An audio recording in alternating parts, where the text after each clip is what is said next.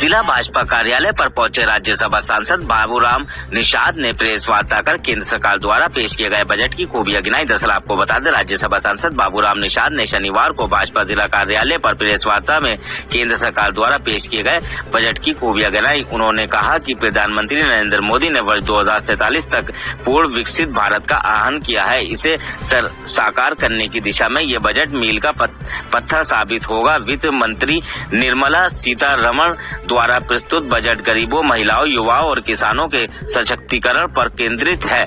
देश की जनता ने देखा है कि हमारे केंद्र सरकार ने इन 10 वर्षों में देश के स्वर्गीय विकास और जन जन की प्रगति मार्ग प्रशस्त किया है। पिछले 10 वर्षों में 25 करोड़ गरीबों को गरीबी से बाहर निकालने में कामयाबी मिली है। जी बताइए। मैं आज विशेष मेरा जनपद में आगमन का जो हमारा केंद्रीय बजट 2024-25 विकसित भारत 2047 को विकसित बनाने के लिए आया है, उसी के परिप्रेक्ष्य पे आया हूँ। पत्रकार साथियों, ये जो बजट आया है, लगातार कई बजट आए हैं, लेकिन ये 10 वर्ष की पूर्णता का ये 2024-25 का जो बजट है, हमारे पुराने बजट के अनुरूप ही आगे बढ़ा है।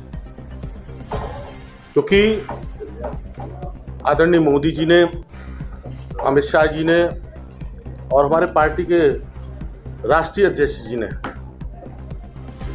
जो पार्टी का एक संकल्प पत्र रहता है, उस संकल्प पत्र के अनुसार लगभग बजट में आए हुए सभी बिंदुओं की पूर्णता पर पहुंचे हैं और देश की अर्थव्यवस्था का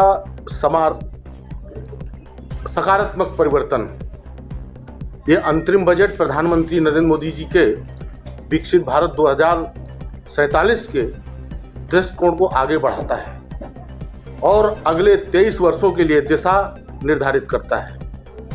जब भारत स्वतंत्रता की एक शताब्दी मनाएगा, तो ये बजट पिछले वर्ष के आधार पर बनाया गया है, जो मोदी जी सरकार के सबका साथ सबका विकास के आदर्श वाक्य के अनुरूप गरीब हो, युवा हो, अन्नदाता हो, नारी हो को शामिल करता है। इस बजट में भारत के G20 की अध्यक्षता वर्ष के दौरान मोदी जी द्वारा किए गए कार्यों को रेखांकित किया गया है, जिसमें प्रकृति, आधुनिक आधारभूत संरचना एवं सभी के लिए समान अवसरों के साथ समृद्ध भारत के दृष्टिकोण को प्राप्त करते हुए भारत को दुनिया भर में विश्व गुरु के रूप में पेश करने वाला बजट है।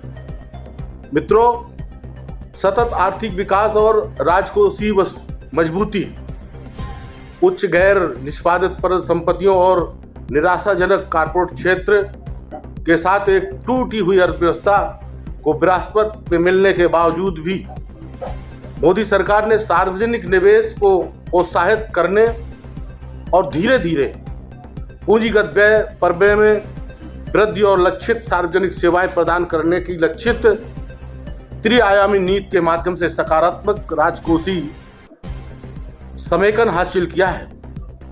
इन सक्रिय उपायों के परिणाम स्वरूप राजकोषीय घाटा सकल घरेलू उत्पाद का 5.1% तक कम रहने का अनुमान है, जो पिछले वित्तीय वर्ष में 5.9% था।